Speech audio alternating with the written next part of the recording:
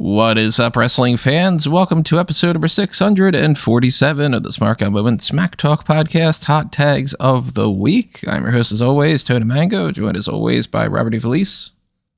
Hi. Callum Wiggins. Hello. And of course, if you don't know how the Hot Tags works by now, well, that's your fault. We are going to run down the stories that have happened this past week in mostly WWE and AEW.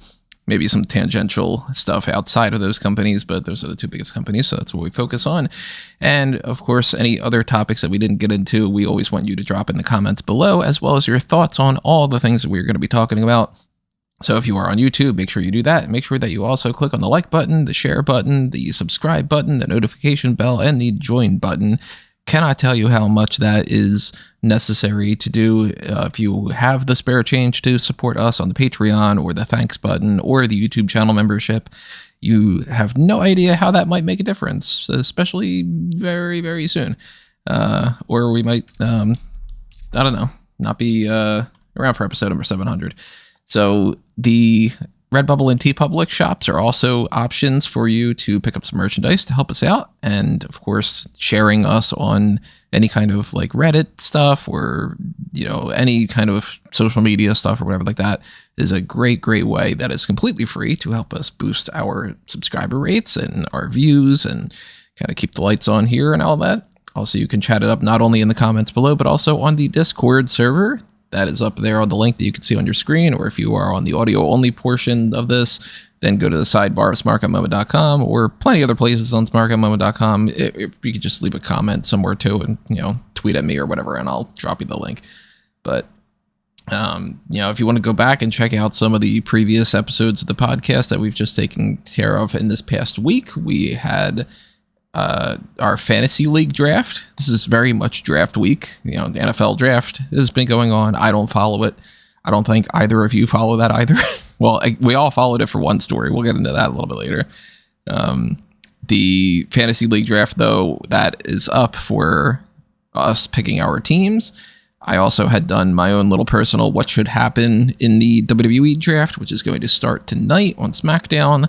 We know more rules now, so all the setup when it comes to, you know, how many picks are going to be made and how many people are eligible to be drafted and all that has been at least somewhat sorted out, but I'm still sure that we're going to be in for some surprises tonight, and also stay tuned to coverage for that on smarkatmoment.com, and I'm also going to be doing that for wrestling news too, so we got all that coming up. We will talk back on the AEW Dynasty stuff from what Rob and Callum thought about that, but we do have some other hot tags to get into, so let's get the ball rolling here with some of these more oddball topics. One of these is, you know, I guess it's more on the, actually, I don't know if it would be more of just a pure crossover or if it's more Fanboys Anonymous stuff, but Cody Rhodes is going to be at least a part in some fashion of the Naked Gun reboot film, which is going to have Liam Neeson as the lead instead of course, Leslie Nielsen, since he had passed away however many years ago. R.I.P. to, like, one of the funniest fucking people that's ever been in Hollywood. I've said before, Naked Gun is one of my absolute favorite movies of all time. It is, I think, I would rank my number 2 favorite comedy ever. If not, you know, number 2, then it would be number 3. Number 1's always going to be Robin Hood Men in Tights. But, and it's, you know, similar kind of style and all. Naked Gun is absolutely fantastic, and I don't know yet what Cody's role is supposed to be. We haven't had like any information about that I've been able to see at least, but how do you guys feel about Cody being in a movie that's not even just like, oh, he's going to be starring in, you know, a movie while he's doing, you know, he's the hottest thing in WWE right now, but also this style of a movie, because there's a lot of people that can't pull off acting in that kind of a film. I've seen him on BTE. I think he'll be fine in this style of film. Liam Neeson starring in the reboot is going to be fantastic. I wonder if they picked him simply because name sounds very close to Leslie Nielsen. I'm excited. It's Naked Gun. It should be very fun. So, I mean, I'm a big fan of the Naked Gun franchise as well. So, I've definitely watched those movies plenty of times over. I'm not happy about a reboot happening because, why not just come up with something? Not saying original, but you can come up with something of a similar vein to Naked Gun and just not call it Naked Gun, because now you're just drawing comparisons to the original. And I don't know how. No, Liam Neeson's a very good actor, and he's done a lot of great roles. But I don't see him. All it's going to do is draw comparisons to Leslie Nielsen's performance, which you could have avoided if you just called it something different. As far as Cody's appearance, I guess it will depend on the role, whether it's more of a cameo thing or whether it's a more prominent role. Hopefully, he doesn't take on the OJ role, because that could lead into serious issues, or just on his experience anyway. But yeah, we'll see. We'll see how it goes. I think Cody's always wanted to get into acting, and he's done a lot of that beforehand. This would be a bit more of a comedic role, and I think they'd be able to do that pretty well if he was given the opportunity. And who knows, if the first reboot goes well, then they made a trilogy out of the first one, so it could lead to repeat performances for him.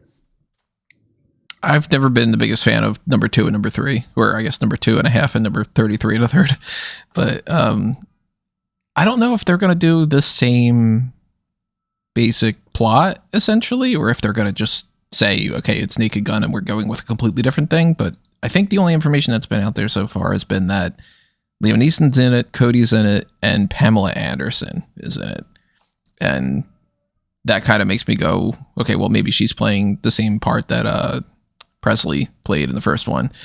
If anybody hasn't seen Naked Gun that's listening, do yourself a favor and check it out. That is one of the funniest fucking movies that has ever existed. If you're not a fan of spoof stuff, there's of course it might not be your thing, but if you like the first Scary Movie, actually, if you like the first or the third, they're the most like it. The second one, not as much. If you like Airplane, if you like Robin Hood Men in Tights, if you like Young Frankenstein or Blazing Saddles, or one of my other top 5 favorite comedies of all time, Not Another Teen Movie, it is not one of those spoof films that sucks. It's not like Epic Movie where they just go, hey, look at this, it's Britney Spears. And you're like, well, what's the joke? And they're like, everybody knows Britney Spears. Like, yeah. And then they're like, it's very late stage Simpsons. She slipped on a banana peel, and hey, look, now it's Paris Hilton. And you're like, didn't we just address the Britney Spears thing? Like, I was really disappointed in Superhero Movie, for instance, but Naked Gun is just an absolute classic. It has one of my absolute favorite jokes that has ever existed in anything I've ever seen before, which is when the guy goes to shake his hand and he goes, Lieutenant, and then his response is, the feeling is mutual.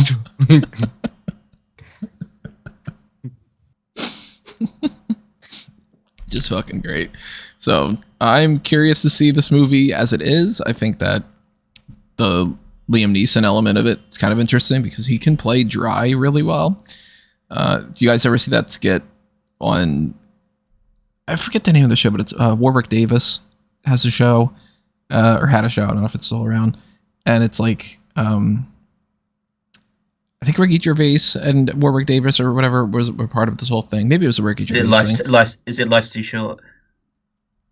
It might be that. It was a whole skit about doing improv acting that Liam Neeson was in. Did you ever see that? You know what I'm talking about? No, I don't really watch much stuff that Ricky Gervais is involved in. It appears to be Life's Too Short. So I don't want to spoil what he does, but there's a whole thing of like, oh, he wants to get into improv acting. And the way that he tries to improv is just unsettling. And it's fucking hilarious. Go check if you type in like Liam Neeson improv or something like that, it's probably going to pop up. So I recommend everybody to go check that now too. But yeah, I mean, with Cody Rhodes being a part of this, that's even more so something that we can talk about in the future if we get more information about that. And Cody's done acting before. He's been on, Arrow. He's been in Smallville. Those are, of course, not the you're not going to win an Emmy for those, but hey, CW, Marvel in the was future, great, it had some great moments. It started out really good. So did Arrow. They just don't stick the landing on the CW ever. So Arrow's got 2 good seasons, and then like 4 more or something.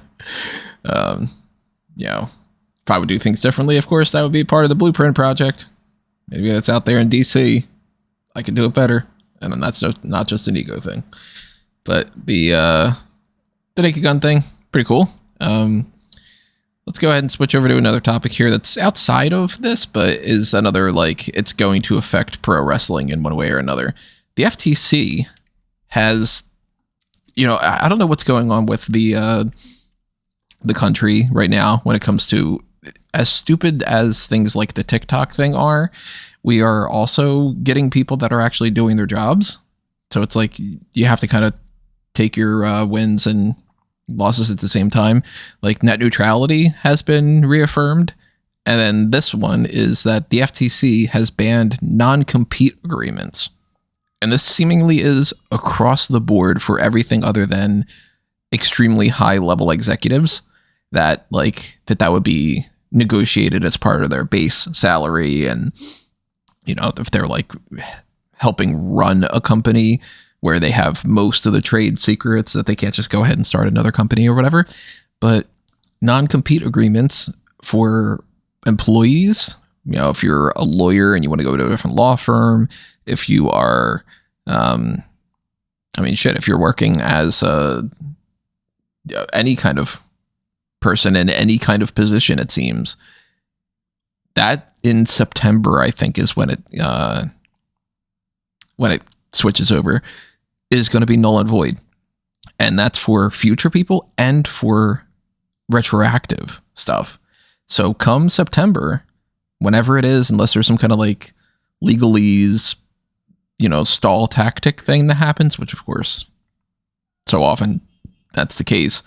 It seems like by the end of this year, WWE, AEW and all that, we're not going to have a 90-day no-compete thing anymore. Unless they end up being in some weird, stupid, they're not employees, they're independent contractors, and that doesn't apply, that one, I think. There's so much that's going to hold this up from, actually passing. First of all, it would take about 4 months, and I think people are going to try to legally prevent this for a while, because a lot of people feel like this is too far, outside of wrestling, obviously, because the real world doesn't care about wrestling. People just feel like, you're allowing people to just share trade secrets too quickly, and we need to come up with something better. And even outside of that, I question whether or not wrestling will fall under this, because they have a 90-day no compete, but that's only because they're getting paid through 90 days. It's not like they're saying you're fired and now you must sit home with no money for 90 days. They pay them when they terminate them, and they always had the option to opt out of that and then go to work. They just don't. They take the money for 90 days, because who wouldn't take free money for 90 days? I mean, I would. I know that. Yeah, so it's unless it's, of course, one of those scenarios where it's like, well, that's when a big event is going to happen and you can make your big splash, and hey, somebody wants to hire you for winning their promotion's belt at WrestleMania, and you're like, well, I think maybe I'll. Yeah, that might be a case where maybe the 90 days nobody cares, but I don't think it's going to affect wrestling as much as I thought when I first saw the headlines. I think, as I say, wrestling has always seemed like it's a bit on the outside of, quote unquote, real professions. And so it kind of skirts by these regulations quite a bit. I think that even though, as Rob says, it might not have that much of an impact, because technically the people are still being paid and they're technically still, quote unquote, employed in a way up until the end of that 90 days, because they're still getting paid for it. I think that there should still be, I'm hoping that there's still some element of repercussions of just terminating somebody's contracts before it's supposed to end. Just decide to cut them off and say, like, well, after these 3 months, you won't be being paid anymore. You won't have a job. So I think that there should be the option for those who are released to basically say, well, just cut me loose now and I can just start working straight away. So hopefully this would have that kind of effect, that it gives them the choice and the freedom to say, like, okay, you're going to release me, so I'll just, pay me whatever's remaining or whatever you please pay me for this period of time and cut me loose now, and then I'll just start working straight away.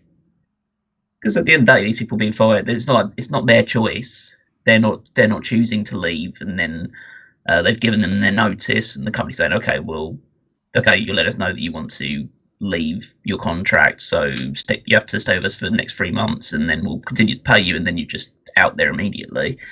The company is the one saying, we no longer require your services, but you still have to stick around for 3 months. I'd say some people would be fine doing that, but some people want to go to work straight away, or they realise that they're at their most appealing to other promotions immediately after being released, because people are interested to see what they have to say, or interested to see what they do, or where they go. So realistically, the 3-month waiting period is also a tactic that the company can use to help cool off their momentum, and mean that they don't immediately strike things up if they go to an AEW or another promotion and get started straight away. So yeah, I'd hope that this has an impact, but I have a feeling that, like most things involving regulation and pro wrestling, it's probably not going to have any sizable impact on the pro wrestling industry. I think that plus the Vince McMahon switchover and TKO and all that, if I'm, correct me if I'm wrong, those are the elements of what Jesse Ventura recently said, that he is talking to them more or something. That okay, well, now that they're making steps in a different direction, that he's interested. I don't know what they would be interested in having Jesse Ventura for, but they always want everybody under the umbrella. I mean, I would if I were them. Yeah, I'd rather. And also, Mania's in fucking Minnesota. That's probably why they're talking to Jesse Ventura. Wasn't the prevailing theory that it's more so likely going to be Vegas? Well, Taker said it was Vegas, but we know that the next 2 Manias are likely Minnesota and Vegas, depending on which year they go to where. But that's my guess as to why they're talking to him. But yeah, Jesse didn't like Vince. Jesse sued Vince for royalties and won. And for a long time, Vince didn't like Jesse because of it. Well, if we're talking about non-competes and stuff, we got to switch over to this huge topic from this week. WWE decided, with the draft being in the mix, to release a bunch of people. And I totally, if you step outside of the bubble and you ignore when it comes to things it sucks when anybody loses their job, and corporations are disgusting, and everything that's just about money is the worst thing in the fucking world. Obviously, I think most people would have a lot of those same opinions. Of course, if you don't have a soul, maybe not. But we can already just skip past that step of, it sucks that anybody's fired, and we hope that they bounce back. But if we step out of that and we talk about these people that have been released, Cameron Grimes, all 3 members of Indus Sher, so Jinder Mahal, Sanga, and Veer Mahaan. Seemingly Guru Raaj as well, though I don't think anybody's necessarily 100% confirmed that, but they moved him off the roster page. We haven't seen him in probably a year and a half. He hasn't wrestled since November 2022. I don't know if anybody realizes Guru Raaj is gone, because I don't know if they knew he was there. It kind of seems like a Milton from Office Space situation. What was the name of the oh god, what was his name? I'm blanking on it. The other member of Crime Time, not Shad, JTG. JTG. Why did I pick up my phone? When it was people had websites dedicated to is he still around and all.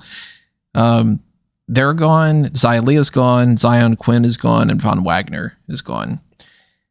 Again, ignoring all of the sympathetic, yeah, we hope that they bounce back, and we'll talk about where we think that they might go and stuff. it honestly makes a lot of sense why these particular people are gone, in the way that WWE most likely sat down a couple days ago. They said, let's look at the full roster, figure out this draft situation. They had a full list of everybody. They did what I did, probably in, not necessarily the same fashion. They probably didn't have a spreadsheet on Excel and, did that whole thing. But they probably looked at the roster. They probably should have gone to the roster page of smark.com. That's the handiest tool. And they said, well, who's making money that we are not using? And Cameron Grimes had recently said that he understood that was probably going to be happening for him, that he had been joking around for a while that he was going to be drafted to Thursday nights, which is just like, so I'm going to be going to TNA, and that he was still making, sizable amount of money, that they would crunch the numbers and decide to cut him rather than some other people. Jinder Mahal, I don't know how much he was making, but at one point he was making like top 15 in the company or something money.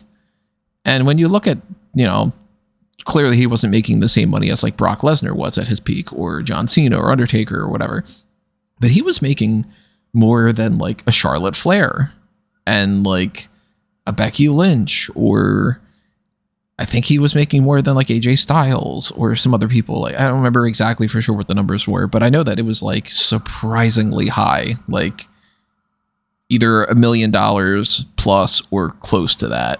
While other people that were like, hey, Rhea Ripley's making like $400K or something. And it was like, wow, just because he won that title, like Jinder Mahal hasn't been doing much for years. And it was like, well, he got locked into some kind of great contract.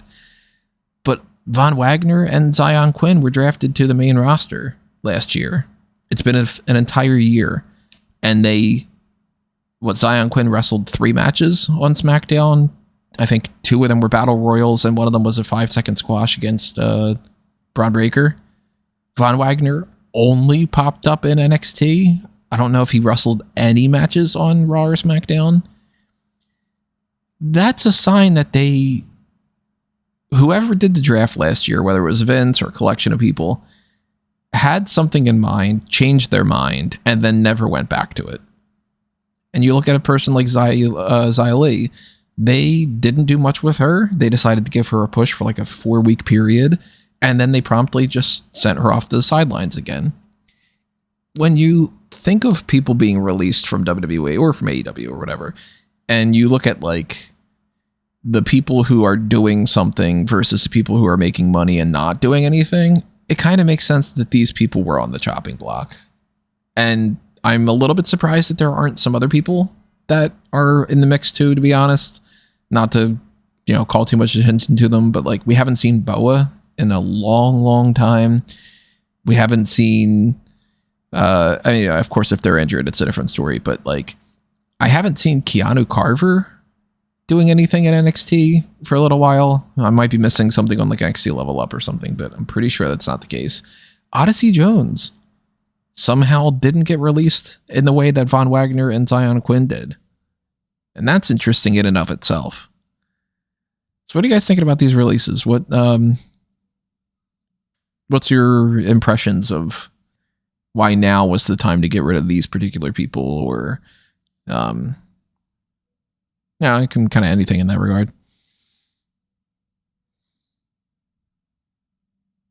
I mean, I would say that they're not surprising in terms of the people that are released, as you mentioned. As I say, the cursory courtesy obviously sucks that anyone loses their jobs, but I guess the most surprising ones is Jinder and Indus, just because for the longest time it seemed like one of the big strategies for WWE was, let's see how we can get into the Indian market, and that was the whole kind of push behind the Jinder Mahal title reign.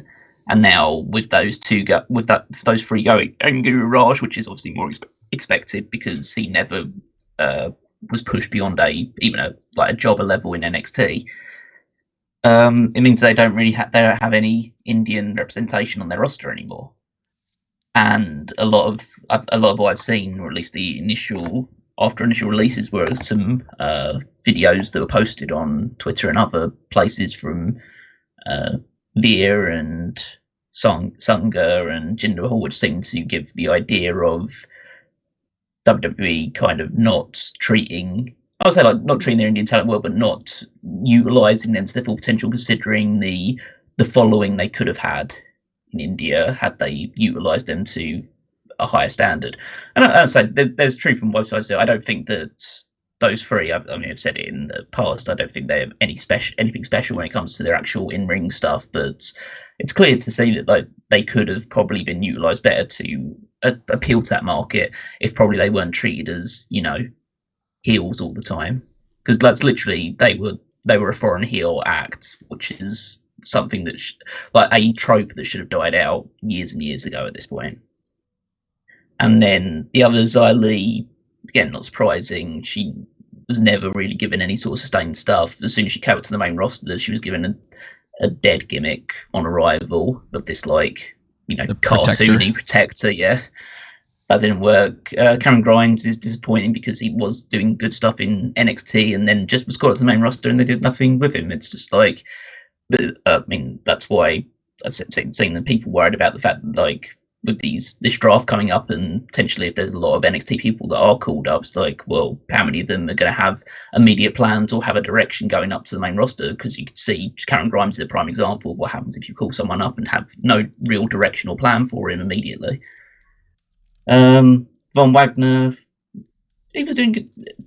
From what I don't watch, but like from what I heard, was doing, like, you know, okay stuff in NXT. He wasn't anything special, but again, he seemed like a guy that was going to be pushed straight away because he was big and it was part of the NXT 2.0 stuff.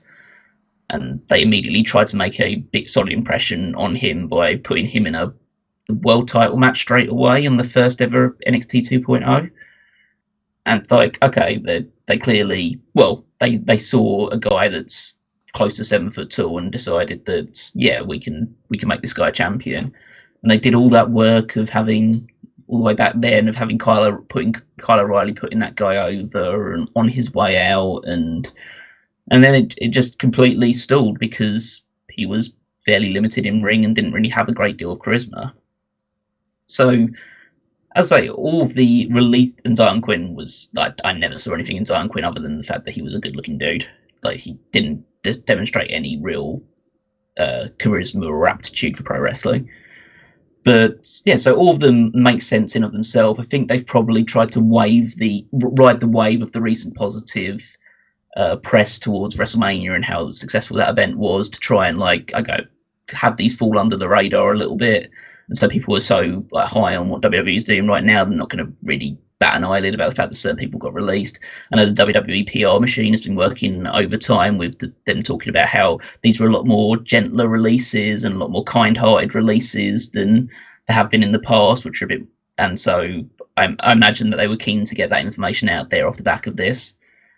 So yeah, I think that all the releases are understandable, but yeah, I assume that these might be the last that we see this year as well.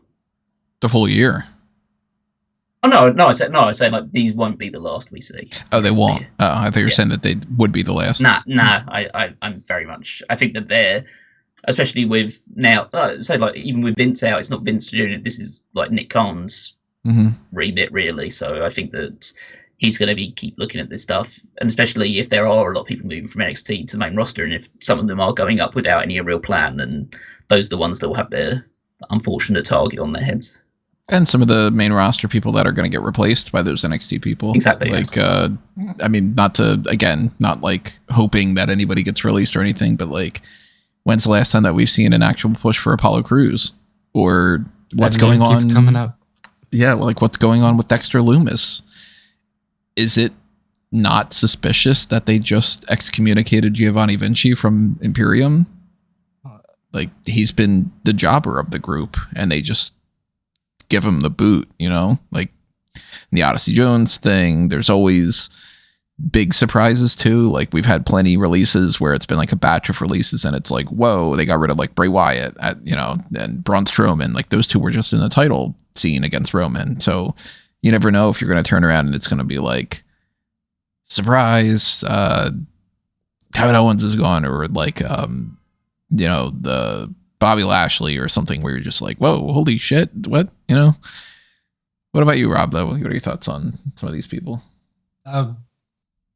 Well, as you guys have touched on, it does always suck. Especially, like, in one case, Xia Li was literally in the commercial for the Raw Battle Royal, and then about 20 minutes later, she announces she's been cut. So those are always rough. I think Cameron Grimes saying that he was literally told he would always have a job on Friday, and then by Tuesday they cut him. I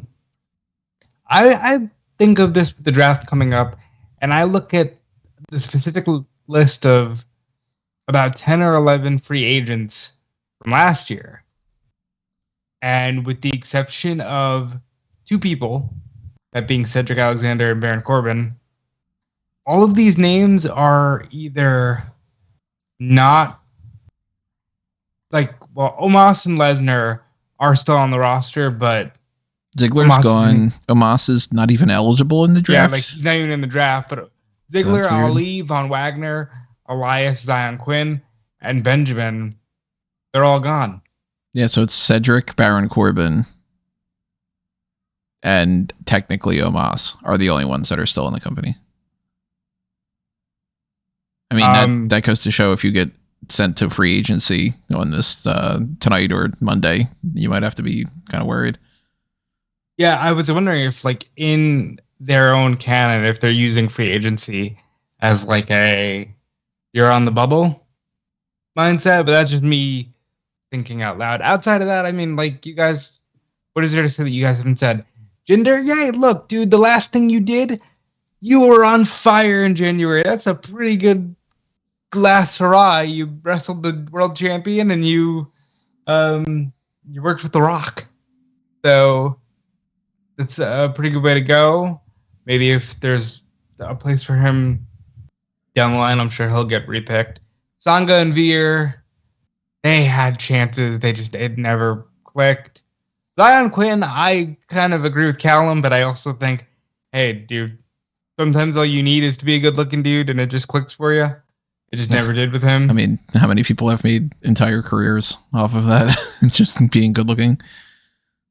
Xia Li, like I said, sucks because at one point they had something cool for her with the Mei Ying thing, and they never paid that off with that whole NXT gimmick. It's always unfortunate, but I also think that sometimes it's just like it happens and it sucks.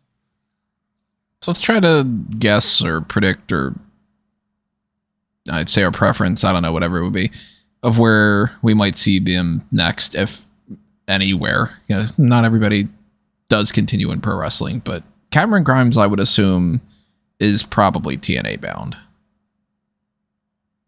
I would assume you're right. Yeah, I'd say that's a likely destination for him. Get Trevor Lee back. Jinder, it's interesting. A lot of people are saying like, oh, well, he should go to AEW. I don't think that would make any sense. People are obsessed with this idea that just because Jinder had that stupid little who's hook thing. Yeah. That's the one thing that I'd say that he should do, is that Tony Khan should pay Jinder Mahal for a one-off thing and he gets beaten by Hook in less than a minute. See, I'd be cool with that. Like, if it's literally just, hey, Hook beats Jericho, wins the FTW title back. He has an open challenge. It's Jinder. Jinder goes for one punch, duck, red rum, tap out. I think that'd be great as a one-off, but like the weirdos who are like, oh, Jinder and AEW. And I'm all for supporting these people, but like the thing that when they get released and then all of a sudden everybody's super hyped about Jinder, I don't understand it. I think everybody gets to the point where they go like, oh man, what a missed opportunity, and you're like, well, did you give a shit 2 hours before you knew about them being released? And that's my issue, is like, you were all with Tony Khan clowning on this man. Don't act like you care because he got cut by the WWE roster. I like Jinder. I think Jinder's great. Jinder's got a lot of upsides. I think, and I said this on Twitter, not a joke, I think he'll be a fine NWA world champion. I was going to mention NWA when it came to Jinder because to me, he technically could go. I mean, anybody technically could go anywhere. For all we know, Tony Khan's looking at Sanga and being like, man, I can't wait to bring that guy in. But like, I could see Jinder being a big player in TNA. I could see him being the big player in NWA. I wouldn't think, though, that he would be one of those, like, work the indies type guys, though. I think if he goes somewhere, he's going to try to go somewhere where he's, I know somebody reported, I think it might have been Fightful to me. I see a lot of news come across my feed. Somebody reported that GCW is really excited to work with him, and I can believe that because they have a lot of fun working with people like this. And I think he'll have a fun run on the indies. He could land somewhere like the NWA and just leave it at that. He can, unironically, he can probably do most of whatever he wants. And I hope he's successful. Xia Li, I think it would be great if she even continues to wrestle. I would like to see all these people continue and then make their way back. Xia, I don't know. If she does continue to wrestle, I think she's somebody that, like, maybe she'd be in TNA, but maybe she'd be in, like, ROH or something. I don't know. I don't see MLW picking up Xia. If she chooses to continue wrestling, I could see that being a brand willing to take a chance on her. What about you, Callum? You think there's anywhere that stands out for Xia? I'd say, like, Impact or TNA is always typically looking for good women's wrestlers to add to their roster. I think Xia Li has shown potential in the past, so I'd hope that she would continue it, but I don't see her landing in AEW or Ring of Honor unless it's just for one-off appearances. I don't see her being signed permanently unless I think she would need to go somewhere and have a bit of a sustained run before AEW would even look at her. I think almost everybody on this list, but I would in particular say Jinder, Xia, and Von Wagner would have an extremely high chance of going to Freddie Prinze Jr.'s company if that takes off. I can definitely see him wanting to snatch them up and be like, well, I could do something with them. I can work on Von Wagner's promo skills. I can take Xia Li and I could do some kind of a, cinematic thing with her. I can take Jinder and make him one of my top heels. That's a company that I would be kind of eyeing. With all due respect to all the people who are released, if a promotion is looking to make these for outside of Jinder, because Jinder has been at least the presentation of a world champion before, but if they want to take anyone else and feel like they're going to be linchpins to their company, then they're not really like serious players. That being said, you could, depending on the kind of show, you could turn Xia and build her over time into somebody who could be a linchpin with the right presentation. I don't know if I would say the same about Vaughn. Again, I think Xyon Quinn has a great look and would like to see more in the actual in-ring department from him. But I would say never because when Ryder got released, I wouldn't have guessed that he'd be the dude lighting up the indies. Xyon Quinn strikes me as like being in a position as like Tino Sabatelli, where I don't know what he's got a wife on OnlyFans and I don't know what he's necessarily up to, Tino. I mean, but he podcasts with his Power Alpha OnlyFans wife. Like he's a good-looking enough guy that he could just be like getting modeling gigs or something for all that I know. But he doesn't need to do that because he's got his wife's Mandy Rose and she's got OnlyFans and God knows how much money she's raking in. Yeah, Xyon Quinn's married to Harley Cameron, right? He was dating Harley Cameron. I don't know if they're still a thing. Oh, I thought that they maybe had gotten married or something. So I mean, that is a potential in if like. At the very least, if it's like, hey, can you maybe, if they are still together, to be like, hey, can we bring him in for some guest spots on something on Ring of Honor or something like that? Sanga and Veer, I just kind of assume that they're going to do something else or be in part of like the Indian pro wrestling circuit or whatever. Guru Raj probably as well. Do you know the thriving Indian wrestling circuit? Do I know any indies anywhere, even in the United States? No. Yeah, I couldn't tell you. I couldn't tell you what companies are big in Canada. Like, it's just kind of. I'm tapped out of that market, but I could see like Sanga being like a motivational speaker or something. It's not necessarily in pro wrestling, but it'll be interesting to see where all these end up, and it'll also be interesting, unfortunately, if we do see any other kinds of releases, because there is always that potential threat looming, and there are people that are not doing all that much right now, that if the company is feeling like they need to start making cuts again, then they're going to start looking at people that have been getting paid to do almost next to nothing, or they're going to repurpose people because like they didn't release Robert Stone, but he is supposedly working as a producer now instead of being a manager. Who knows what they would do with somebody like, Robert Roode's a producer now.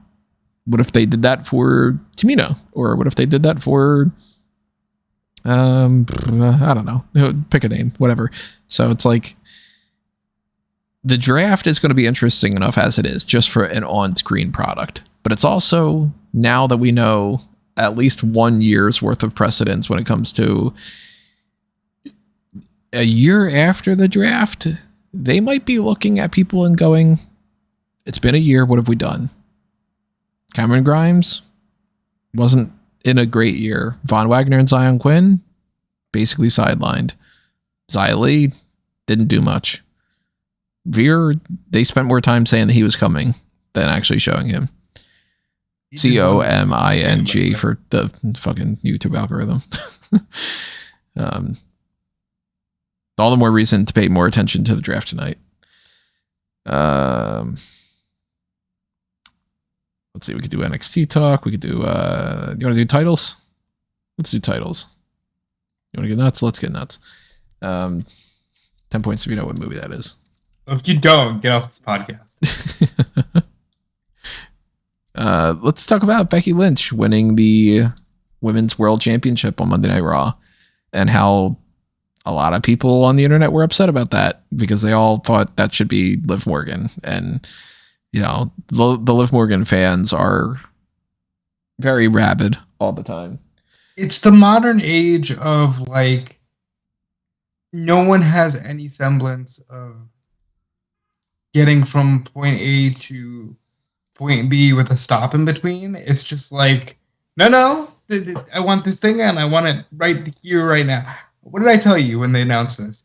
That Becky's going to win it because Liv's going to beat Becky because they're not going to give it to Liv right away.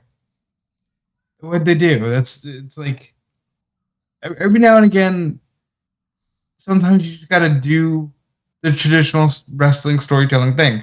This gives them a match for Backlash. This gives them a match for King and Queen of the Ring if they need it. Liv's going to get the belt, but Becky was a logical and natural stopping point so that Liv can look stronger by beating someone else. I think it's the smart and sensible decision to make to crown her as the new champion. I think that Becky's I would go so far to say the only star on that Raw Women's division outside of Rhea Ripley. I know Nia and Liv have good followings and have been doing well, but they're nowhere near on the same level as those two.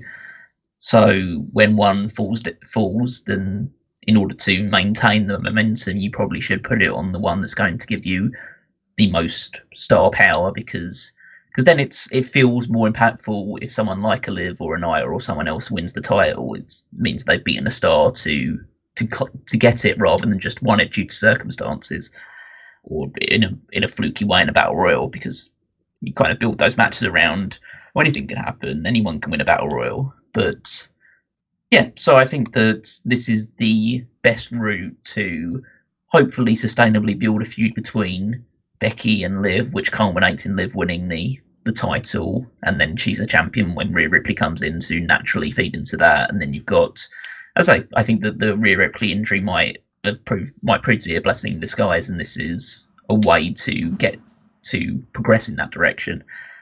Yeah, I think that, I didn't watch the Battle Royal.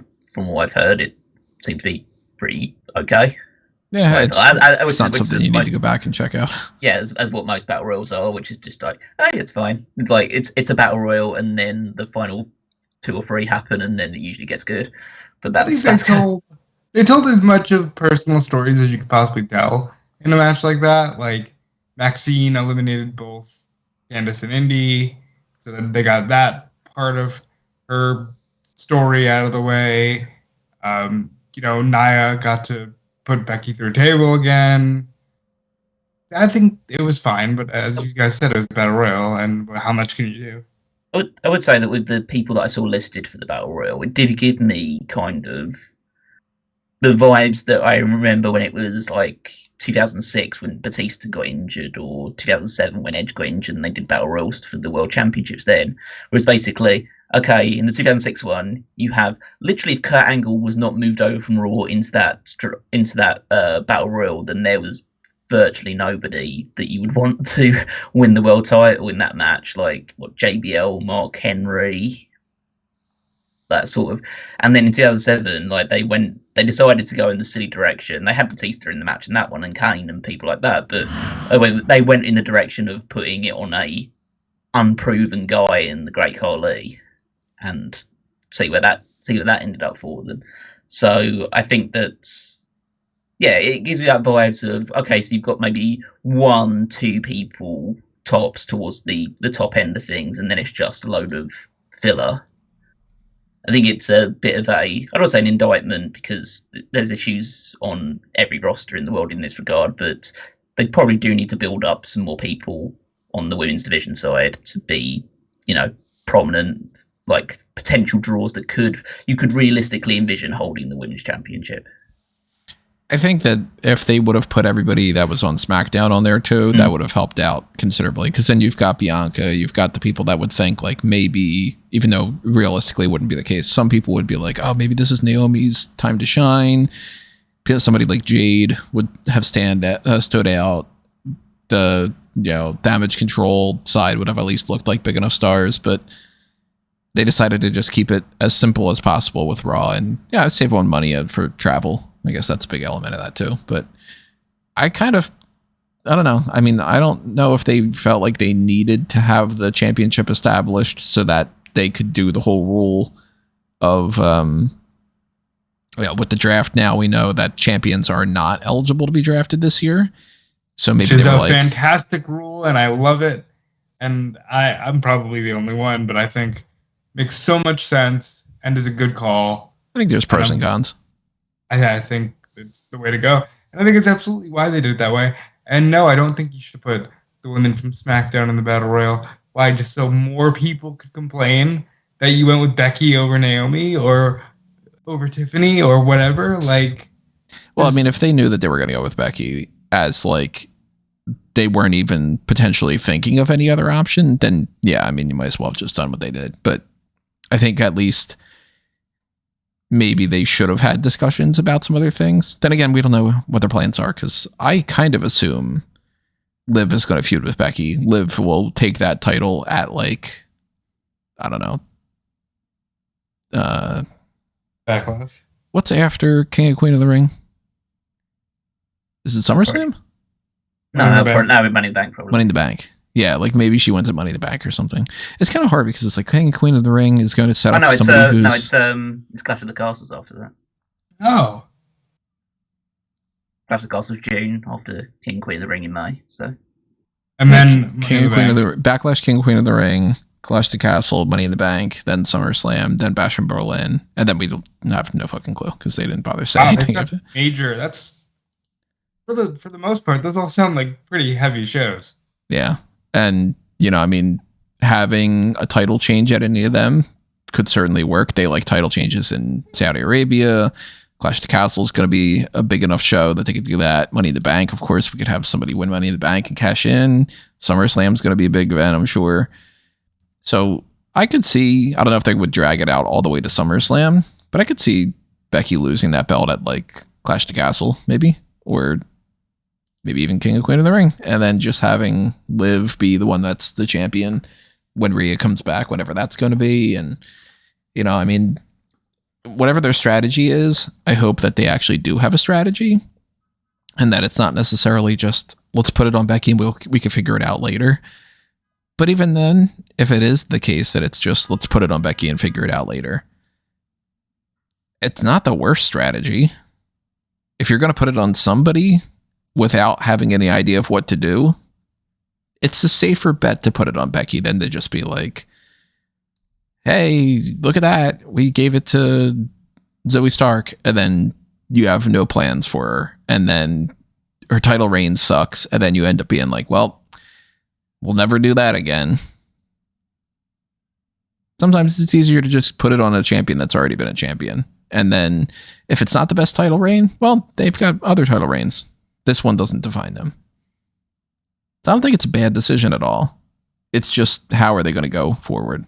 And we don't know even who's going to be on the Raw roster, let alone any of the other elements that go along with that. There is another title situation to talk about, though, as far as just a switch up from this past week. We had talked about this most likely happening, and it did. SmackDown's tag titles are now being rebranded as the WWE Tag Team Championship, and they look very, very similar to what they used to look like. Obviously, there are tweaks to it. It's not 100%, but it's got the same sort of design as what the old school classic WWE tag titles were. And it's all gold and black. There are no blue elements to it to offset the world tag titles having the red elements to it. They are not super round. They are called the WWE Tag Team titles, so we know full well what Triple H likes. Triple H likes one roster to have WWE blank and the other roster to have world blank, and then the Intercontinental in the United States instead of, I guess, WWE mid-card. And, you know, they're not going to call it mid-card. We didn't get a chance to talk about it last week other than the potential of it happening, but what are you guys' thoughts on these new tag titles? I'll go first because I think they're fucking great. I think I was so over the moon when I saw these belts look like the 80s and the 90s and even the WWE tag titles from SmackDown in the 2002. It's just so much better than the Sentinel heads, and it's just so great. For me, little things like this are why I'm more invested in WWE right now than I was 2 years ago. Just like, the belts look better. I prefer full-time everything, even if the matches are less, you know, superstar filled than your Romans versus whoever. I just think this is another positive step in the right direction. I mean, I for the most part, I agree. I think that, other than the not enjoying WWE stuff, but that's fine. I think these are the best looking belts they've made in, I'd say, decades at this point.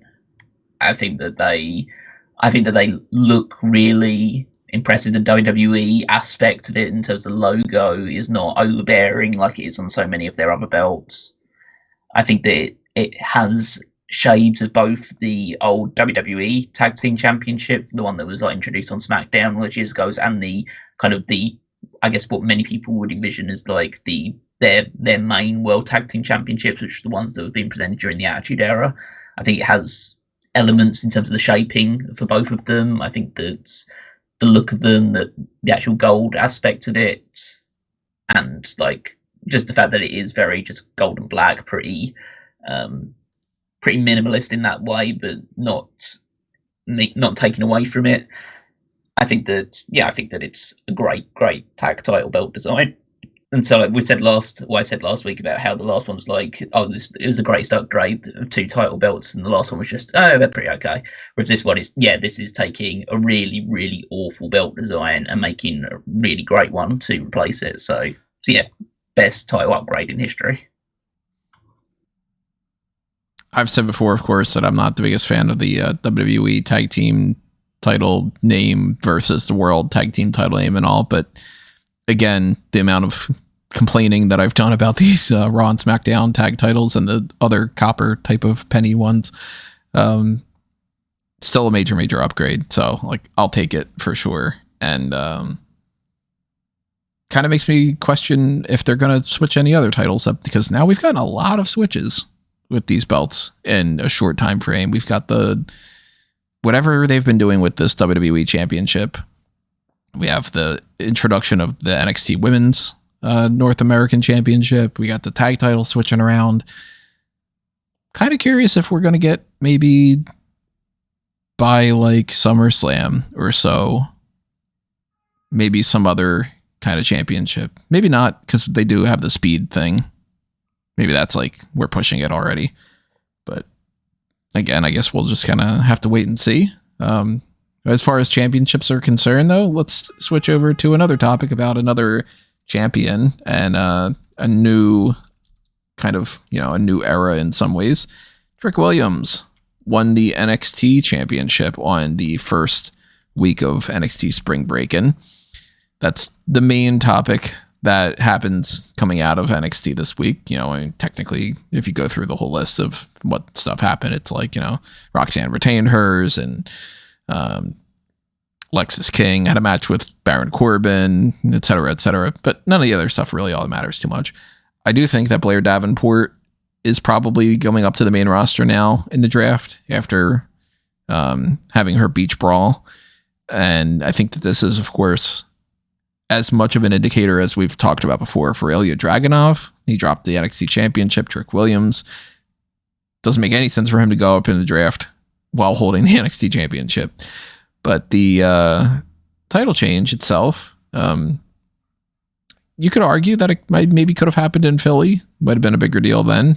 But I'm okay with them doing it the way that they did it. And I think that Trick is like the perfect guy to be the champion right now. And I'm a big fan of it. What about you guys?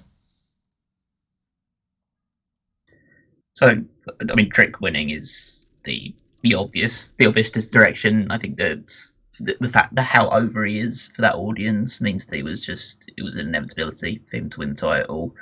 And the way they did it, I mean, I think that a huge credit. Oh no, of course I'm going to give credit to Dragunov any opportunity I can do, but a huge credit has to go to him for how he's helped build up Trick. I know people will obviously go towards the Trick and Carmelo Hayes partnership, and that obviously is a huge deal as well. And Carmelo has definitely played his role, but I don't think anyone has done more to get Trick over to this audience than Dragunov has. In fact, that like all of Trick's best matches outside of the that flurry that he had at the end of the Iron Survivor match have all come against Dragunov, and they called back to the finish of their match a couple of months ago? I can't remember exactly when their last title match was, but the fact that both of them colliding in the center of the ring, and this time Trick gets the better of Dragunov, the crowd goes crazy. Like they have shots like the camera shaking because the crowd was going so wild for Trick winning the title. And I think that he'll be, as long as they give him something good to start with, I think that he'll be a successful champion there. I think he needs to stay there. He's definitely not ready for, well, obviously he will be staying there now that he's champion, but he's not main roster ready yet, but he's definitely at the stage now that he had to be the champion of the promotion. So hopefully it proves sustainable for him. And it means that it frees up Dragunov to go to the main roster, which is sorely needed. I think that he's one of the people that they will have a plan, or at least have an idea of what they're going to do with him once he gets up there. Yeah, I can't imagine that he's going to be in a position like even Cameron Grimes was, where Grimes, they like week 2, it was like, all right, they're not using him. What's up? Yeah. I mean, don't get me wrong, I wouldn't mind if they had nothing for him and he does get somehow released and ends up in AEW. That wouldn't like be I wouldn't say no to that, but I think that he's proven enough that he will have something to do. If more than anything else, like Gunther will make sure that he has something to do there. And then yeah, I could agree they maybe should have done that as Stand and Deliver, but fundamentally Stand and Deliver was a successful show in terms of how many people were showing up for it anyway, like nearly 15,000 people in the building. And then and this meant that they got to have this match on TV and pop a rating off the back of it. I mean, NXT got more viewers than AEW did this week, so clearly that was a successful move for them as well. So yeah, I think this worked out best for all parties. It would have been obviously a much bigger deal for Trick to win it in front of 15,000 people. That would have been a great moment, but it meant that they kind of got to satisfy both things. He got to win the main event of that big show, and then also be at Full Sail and win the title there. So yeah, I think it worked out for the best for all involved. And it wasn't like it hadn't been set up enough in advance. Like we've had, multiple other matches where it's like, all right, this is just circling back around and doing something else. So I don't know who I would go with as like, whenever there's a title change, my immediate thing is I always change my current champions and future predictions. And right now, nobody stands out to me as like, okay, we can skip forward X amount of months and then so-and-so is going to beat him for the title. I kind of feel like maybe Josh Briggs could be in that regard. Maybe Dijak could be somebody that they have a renewed push for. Maybe that's somebody that we haven't even seen yet getting into the company, and that's who we can get into. Or maybe I'm just being a little bit kind of silly here, but I still think that Lexis King has a lot of positives. I know that you are not as high on him as I am. Any standouts that you think could beat Trick? Not really right now. I think that he'll have a fairly long reign anyway. I don't think they've built anyone that high up to take it off of him, because I don't think they'll go with Tony D, and I don't see anyone. I say Dijak is a hard one to kind of consider because we don't know what his long-term status with the company is. Yeah, I mean, if Jacob Fatu ends up not going to the main roster and is instead moved to NXT instead, that could be an immediate challenger. But I kind of envision what, as has been the case for a lot of NXT people, is that he'll get a long reign with this belt the first time around. So I don't think we'll have to worry about anyone beating him for it for a little while. What do you think about the future with Trick and the NXT title, Rob? I think Trick is a good choice for champion. I thought there was a chance he could skip, but I'm glad he didn't. And honestly, I don't feel comfortable saying anything until the draft because Dijak is a good choice. But if Dijak just goes up, then I don't really know like who's set right now to challenge him. Noam Dar? But it's like, would you feel good if Noam Dar was any threat, really? Yeah, like it's gonna be rough because I think they need to make a new challenger or two. Like Callum says, maybe Jacob thought too, but there's no reason to not have that absolute beast in the Bloodline story. Honestly, I think he's gonna be more Solo than Solo, and I think Solo might be in trouble. But I mean, they've done weird things like that too in the past, where like, Dominic Mysterio won the North American title. Like they could always do something like, hey, the Bloodline's starting to take over again, so we send Jacob Fatu down to NXT and he wins that belt and whatever. Yeah, but then he would need to crush Trick immediately. Yeah, like I think they're gonna want him to be a long-term champion. It's only when we do things like this and when we do our fantasy drafts and everybody's on screen where you start to realize how slim certain things are. Like now that I think about it, NXT doesn't have too many heels. Oh, Karrion Kross. That's at least the first challenger, if not immediately gonna beat him. That's always that's the sign of reassurance right there. It's like, great, we do have a good challenger. It's Karrion Kross. That's the immediate. I mean, as I'm thinking, that he does have the credibility of being a former NXT champion 2-time, maybe. I don't recall. He was a 2-time champion. Yeah, he was 2-time, I think. Yeah. He was 2-time in that roster. He just did that promo with the whole black and gold never dies thing.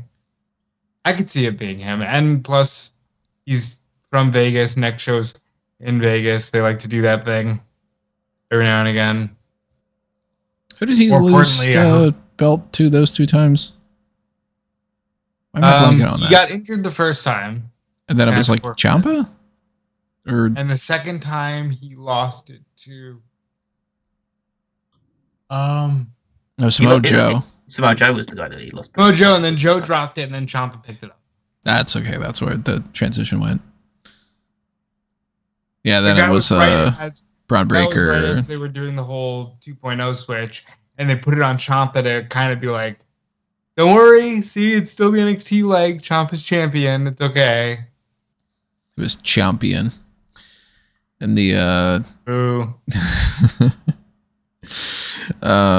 yeah, I mean, again, the draft could be switching up a lot of things here. We could be talking about by Monday night, we could be like, wow, I didn't expect that they would put Finn Balor back in NXT, or like, hey, that's a big switch over for Shinsuke Nakamura to be back in there, or something. Braun Strowman could be back in NXT for all we know.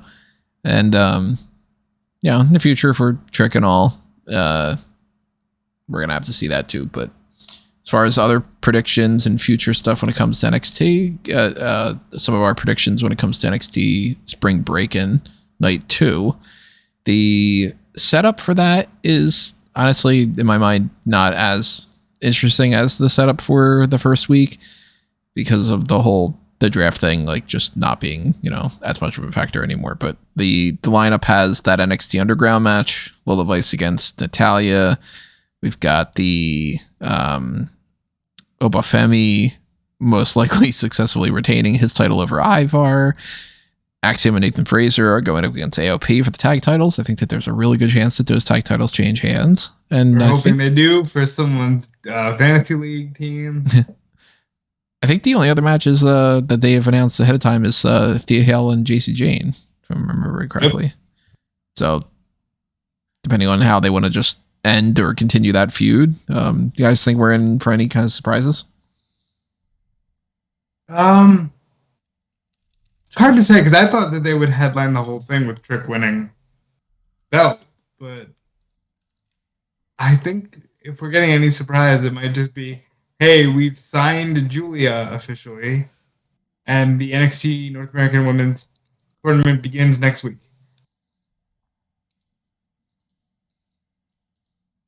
Could be that simple. I didn't even know there was a second week of Spring Breakin', so I don't care what was happening there. They crammed more into this past episode than I thought they would, so I'm expecting that they're going to do at least, a few other things here and there. But the last NXT topic that I've got in mind for us to talk about, you're just talking about Vegas. The game plan for the NXT Battleground pay-per-view has completely changed. Now, they had originally had that set for the same weekend as Double or Nothing and King and Queen of the Ring, which was going to be like, oh, great, it's one of those 3 pay-per-view over 2-day type weekends. Well, they've moved it, and now it is going to be taking place instead on the 9th of June, and it's going to be at the UFC Apex. Now, I'm not familiar with this. I've been doing a little bit of research for it, but I've immediately had seen people go, why are they going to do it in the Apex? And I was like, well, okay, that must be an interesting enough place. And yeah, it is interesting. So again, I don't watch UFC. I've seen a handful of fights and most of them have been on YouTube. This is just like the UFC Performance Center, essentially. Mm-hmm. And I think that the maximum capacity that they have is like less than 1,000. So for them to be running this area as their go-to game plan, there's gotta be a reason. And I don't think that it's necessarily because they were just like not selling any tickets and then they decided that they needed to scale down considerably. Because I think if that would have been the case, they probably would have just been like, all right, let's just do it in, the Performance Center in Orlando. But they gotta switch up the cage to a ring and they gotta repurpose the seating area. It seems like it's a decent amount of work for... I wonder what the positive is that they're looking for out of here. You guys have any ideas what the strategy might be? positive is the crossover. Yeah.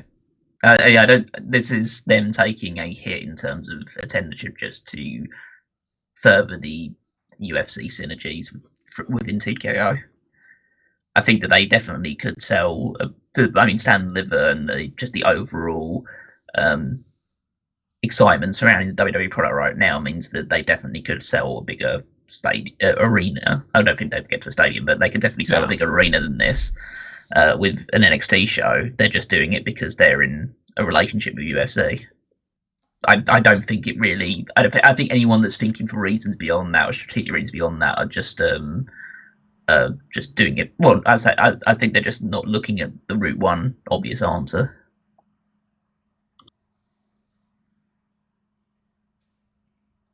It's weird to me that they switched over to Vegas during this time frame where, I mean, it's, it is moving from the weekend that Double or Nothing was there and that Double or Nothing would be in Vegas, and that there's been so much discussion about Vegas for WrestleMania.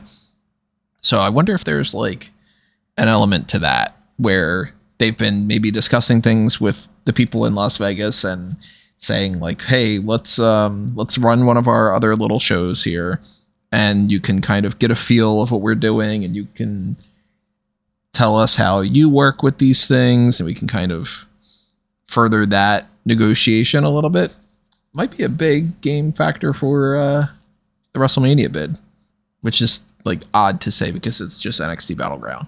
But I don't know. I mean, I'm interested to see how this is going to look even.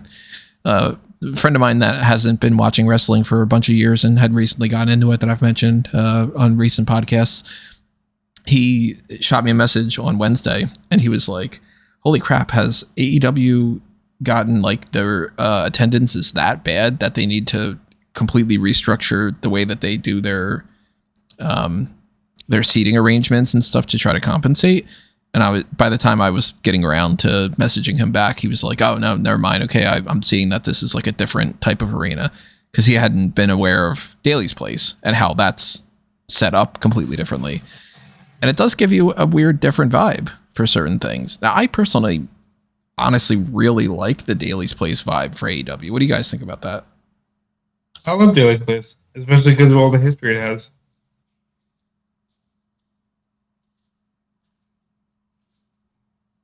Yeah, I don't think there needs to be much else beyond that point.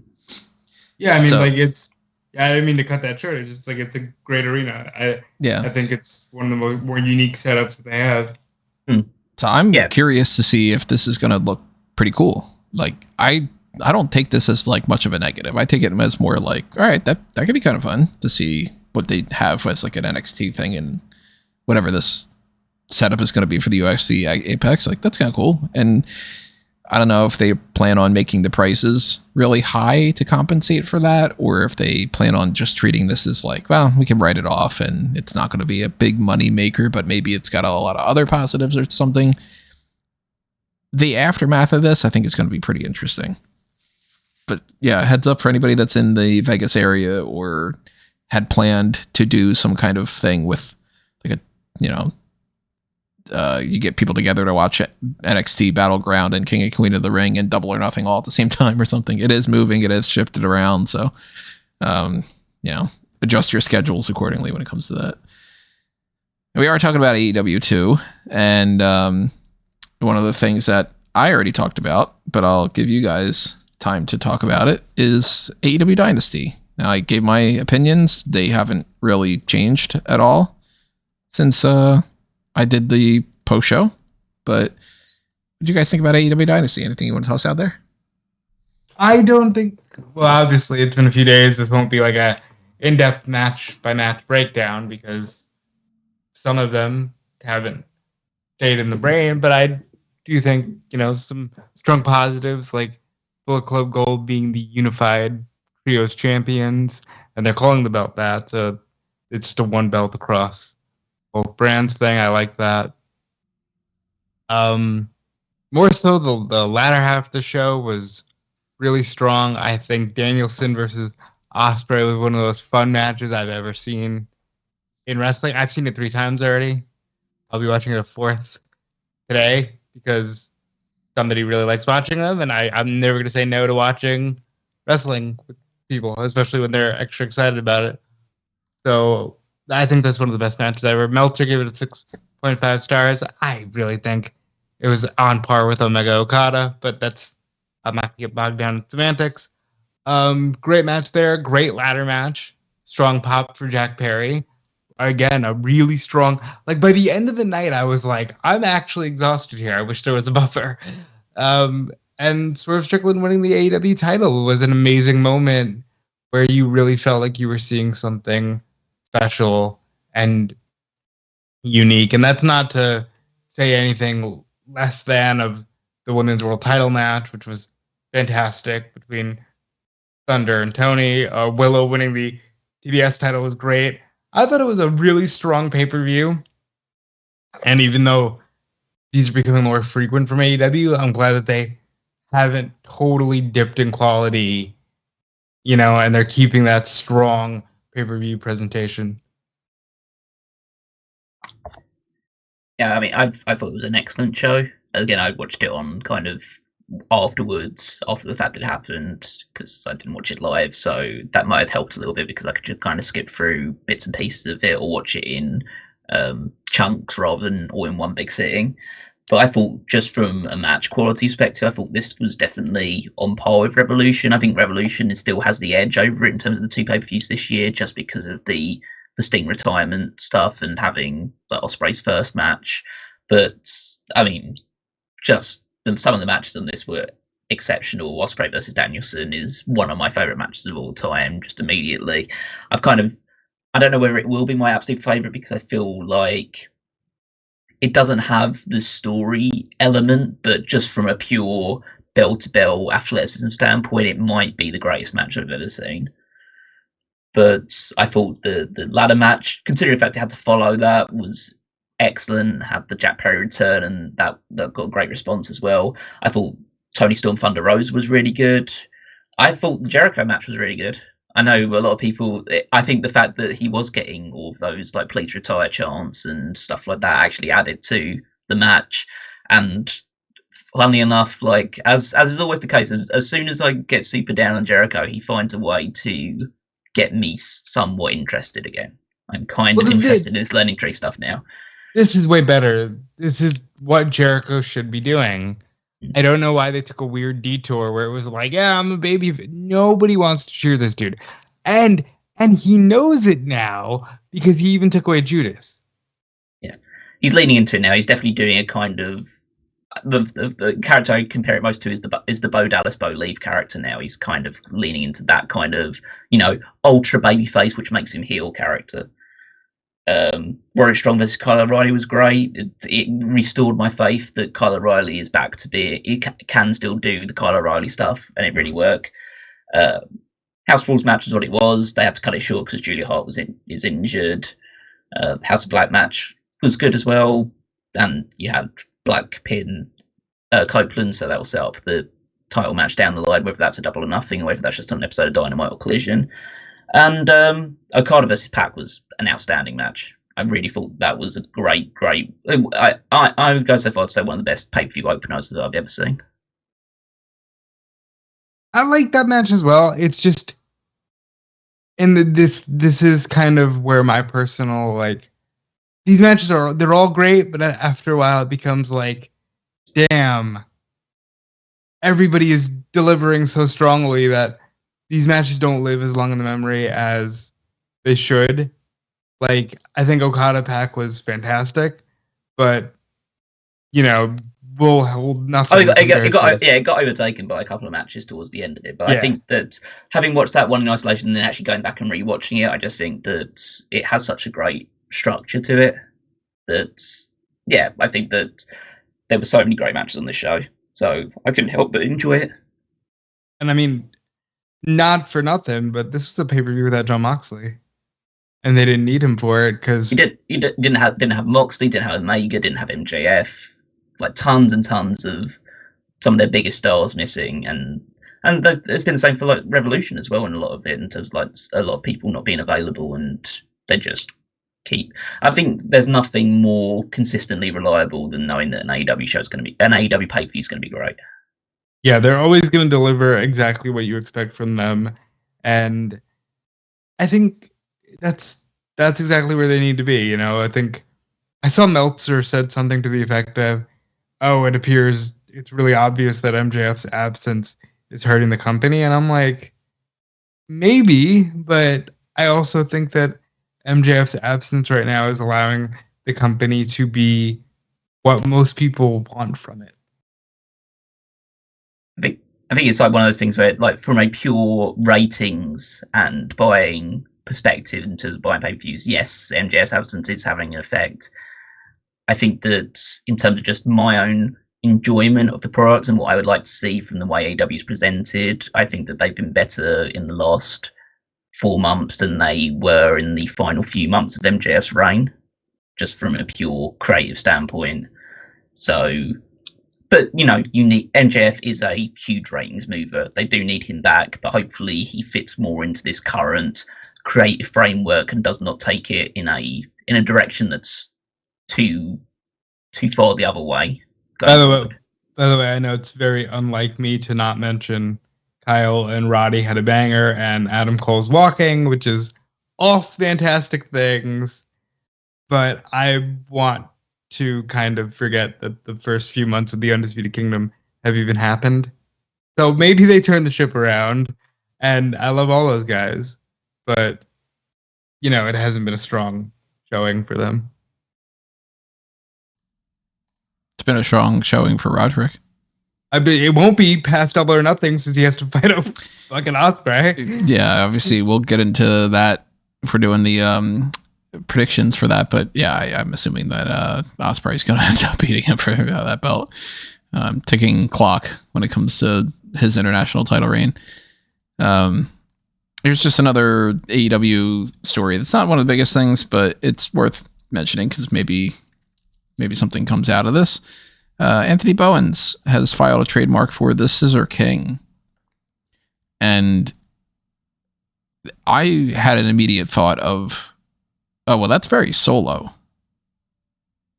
And they just dropped these belts.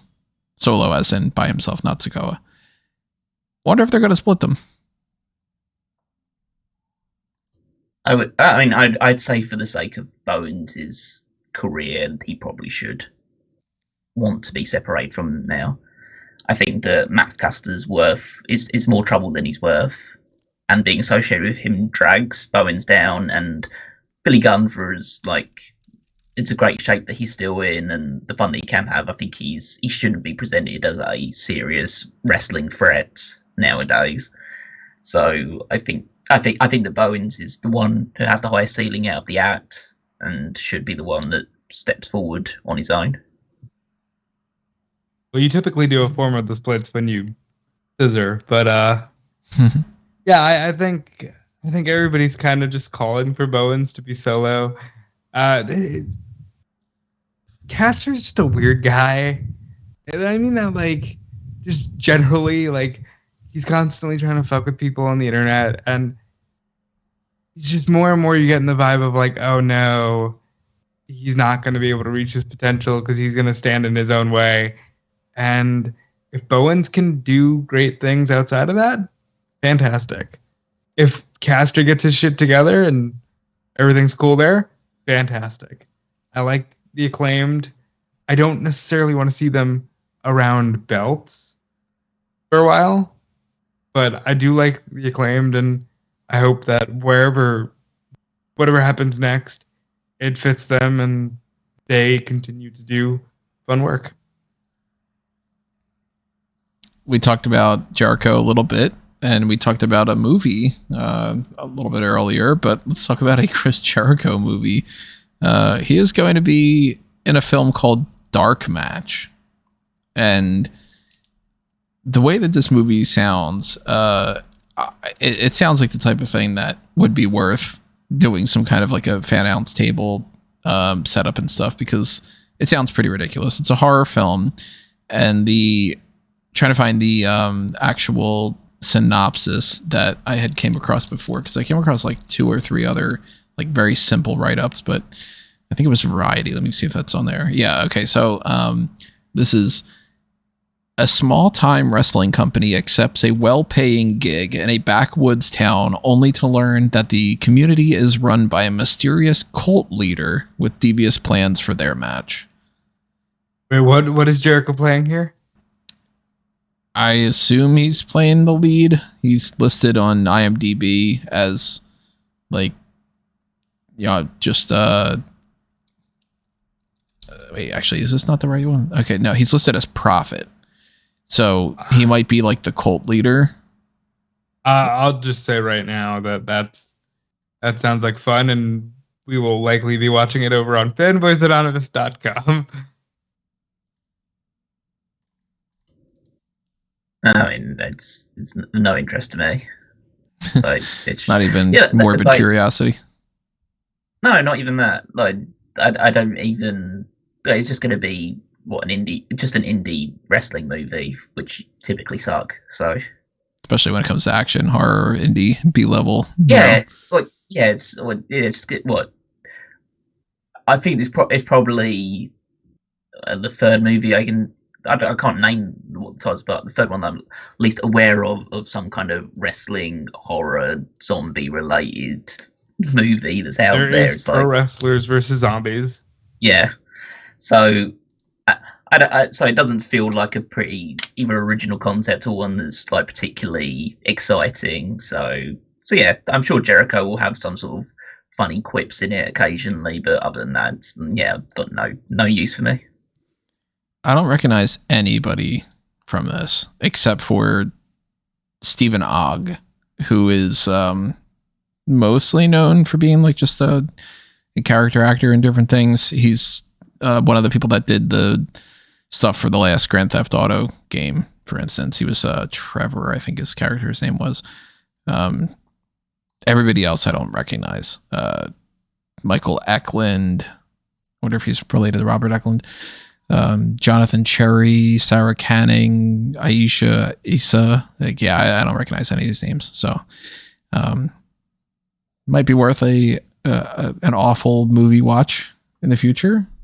Keep our eyes on that. We didn't mention it last week, but since we're talking movies, Roman Reigns is going to be in a movie with Keanu Reeves and Keke Palmer, and those three names together, I'll be watching. Yeah, that one's going to get more mainstream stuff for sure. So then I guess let's talk about AEW Dynamite, round things out here, and that's going to include talking about the NFL draft. But before we get into the Tony Khan stuff of that, what else do you want to toss out when it comes to Dynamite? I thought Dynamite was kind of a bit of an up and down show. I mean, they did the confirmation of the best friend split. Chuck Taylor finally got to say so that was good. And separated with Trent, and they're going to have the a parking lot brawl on Rampage. And this is one of the ones where Rampage is. I think they're really going with this experiment of the third hour of Collision being Rampage going forward, because especially after the last time they did it, the Rampage rating held pretty strong off the back of Collision. So I think we should prepare ourselves for a future where we're getting like a 3-hour AEW show every single week. But did you Rampage before or after you Collide? You collide and then you go on the Rampage. See, I would say you'd be on a Rampage and then that leads to a Collision, because you're rampaging out and like running around, and then I don't know. I never saw that movie with. Go ahead. I never saw that movie with The Rock. I thought the presentation of Swerve as champion off the back of it was lackluster. I know they're doing they're saving his first promo for the Collision because it's following a big NBA playoff match, and they're assuming they're going to get a huge lead in from that for the Collision show, and so he'll get more eyes on him that way. But I think that they probably should have done more than just putting him in a match with Carl Fletcher that he was obviously going to win. It actually did more kind of for the continuing Don Callis family, because the Don Callis family was the real kind of, outside of the Elite stuff, that was kind of the through line stuff. It was basically, this whole show was about the Elite and the Don Callis family for the most part. I thought they're clearly moving more towards the Toni Storm babyface turn, which is a long time coming. I think she's becoming more protective of Mariah May, which is going to make her babyface, and then when Mariah eventually turns on her, that's going to make Mariah even more of a heel. So I think they're doing a really good job with Toni. Now that Toni Storm is actually wrestling good matches, I'm much more inclined to like get into this story and this act more. Other than that, I thought they should have explained this. They should have explained the Casino Gauntlet match a lot better in terms of what the rules were and how it worked. But I think as a concept, it could be a lot of fun moving forward.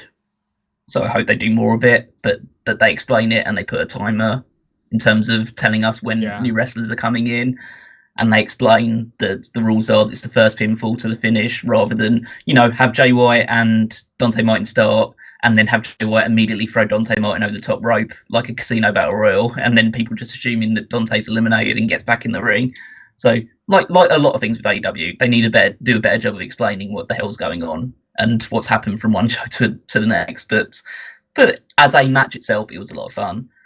Jericho joining up with Big Bill, so that's the Learning Tree stable forming up, and Jericho is very heavily leaning in. He's got a Death Rebel entrance theme. It's obviously not made by Death Rebel, but it's meant to mimic a Death Rebel theme, where he says it has the clear sign of a Death Rebel entrance theme, which is Chris Jericho saying at the start, "I'm the Learning Tree." Like that's like their own like New Catch Republic or anything of that ilk. Again, the stupid things, but this is something that you only catch first if you listen to Spark Out Moment, because we were clowning on that shit 4 years ago with the Billy Kay stuff. We were making fun of that before it was cool. No, because seriously, in the last 2 weeks, people have just taken Def Rebel to task for their garbage themes, and well deserved. I mean, I think that like one of the earlier ones that we were talking about that was Guru Raj and Billy Kay. Yeah. Then you have, I thought the Willow and Mercedes segment was, it was effective, I think, for the most part.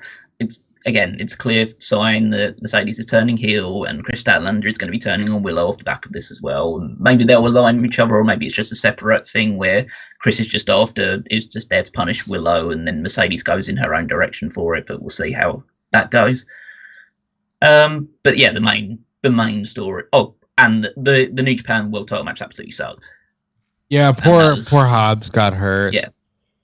Yeah, Hobbs injured his leg pretty early on into it, and so they were basically just crawling through. They were supposed to go about 10 minutes longer than they did, because the show was going to have an overrun. It actually meant that they finished under time for the first time in a while. But yeah, that absolutely was awful to see. Considering fact, I think that was only the 7th time the New Japan world title had ever been defended outside of a New Japan show in its history. I think the last time it happened twice in WCW when Scott Norton was the New Japan world champion, IWGP world champion. And so for that to happen for the first time in like 20, 30 years, and then it just went off the way that it did, that was really, really disappointing. But it all kind of covers with the main event segment and just the Tony Khan angle, which has now morphed into even more that maybe even eclipses the angle. But I think that we have to at least make. I think people are coming to the realization that we need to make some kind of, I don't say backtrack a little bit, but this showing the footage has worked for them to a degree. I think Perry is so much more over now than he would have been just returning. I think that the crowd is like doing the Crimea River chants for him, and they're really getting into his act. He's got so much more heat behind him than he would have had otherwise. So I'm not saying it was a good idea, but it somehow has to a degree worked for them. So kind of have to doff the cap a little bit for that. Then having Tony Khan, he's not the main thing that I want to get across here is that I don't want Tony Khan to be a on-screen personality off the back of this. I don't want him to be a big authority figure. I'll explain what I think is going to happen off the back once what's happening. But he came out, Perry said that he was going to to make bygones be bygones, shook his hand, then hit him in the guts, and Tony Khan sold it like he'd been shot in the head. Okay, hold on. If you get punched in the stomach, Mm-hmm. you're not just gonna flap back. You're gonna be like, "Oh, my stomach." Well, that's why. That's part of the reason why I don't think Tony Khan should be a on-screen character for long. But it's not what he does. It's not what he does. That's not what he. And then you have the Bucks come out. They threaten to do the EP trigger. Carter stops them and then tells them to get up for the Tony Khan driver, which they deliver as safely as possible. And then a load of wrestlers clear the ring of like the Elite as they wander off. And then you had Shad Khan even there, Tony Khan's dad. One of the best memes to come out of this is just Shad Khan's angry face. Yeah, Shad Khan's angry face, and then Carly Bravo alongside him, just looking like almost like he had no idea that Shad Khan was going to be out there. It's just like, oh my god, it's like it's Tony's dad. The guy we work for, So this angle is one of the most intriguing things AEW has done in a while. I think that there could be a lot of positives off the back of it. There also, as with every cliffhanger, intriguing wrestling angle, it's all about the what's next and how you follow up on it. So we can't really judge it one way or the other until we see what that follow-up will be. I would say that what should be interesting to note is that Kenny Omega is going to be on the next episode of Dynamite. Mm-hmm. Because it's emanating from Winnipeg. So I think that if it was me and I was in the position now to make the third decision, I would basically go with the route of Tony Khan. Obviously has some repercussions for the Elite, but basically says that due to his injuries, he's going to put Kenny Omega in his position for a while because Kenny can't really wrestle. That's how you further on the inevitable Kenny versus the Elite, including a Kenny and a Carter match, which will hopefully happen at All In. That's obviously my hope because I'll be there live to see it. But I think that that's the way you can do it in terms of making sure that the quote-unquote authority figure that's on screen is someone who can carry that a lot better than Tony Khan could.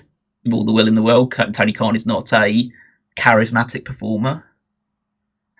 So I don't think that he should be the one leading the line that way. But yeah, I think that it was a hot angle.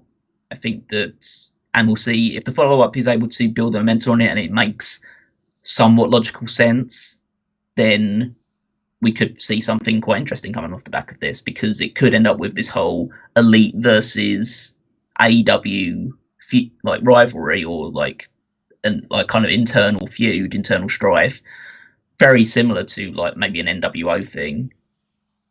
So we'll see how it goes. But I thought it was executed pretty well.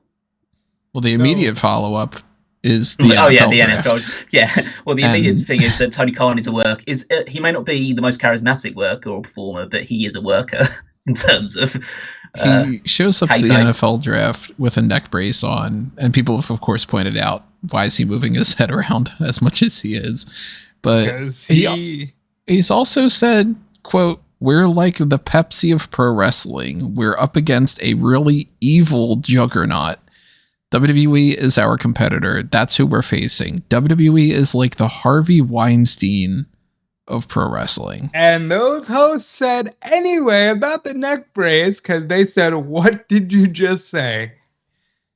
Now, I don't like soda at all. Well, any soda. I'm a rarity in a lot of different ways, but one of them is I'm not, I think all soda just tastes disgusting, whether it's Sprite or if it's, fucking Dr. Pepper, whatever. But I get the analogy of Pepsi versus Coke, but I don't know if I would go, we're up against a really evil juggernaut like Pepsi is. And be like, if I'm Coke, I'm going, wait, why are you calling us evil? I definitely don't go with that, but I would say that when you're going up against a company that is under similar allegations right now than the actual guy that they mentioned, I don't think the comparison is as wild as people are making it out. Yes, Tony Khan should not be saying stuff like this because it's just drawing that. But at the end of the day, this is something that will just be in the headlines for a couple of days. Yeah, it's not going to go out. Yeah, a huge thing.